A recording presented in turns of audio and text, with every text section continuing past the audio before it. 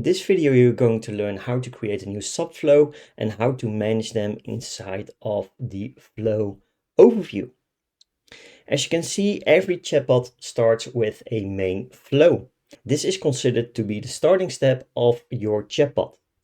So this could be the onboarding or the welcoming flow, where new users get to interact with your chatbot. To create a new flow, you can just press the top right blue button plus new subflow.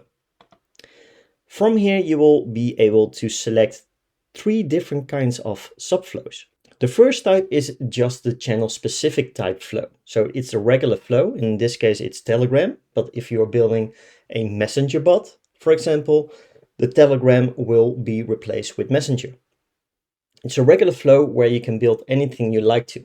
A workflow is basically a systems flow with back-end processes where you can add or remove tags or maybe add a user towards a certain sequence and that kind of thing. With the function flow, you will be able to prevent creating repetitive flows, like asking for certain emails. You can just send them towards the function flow.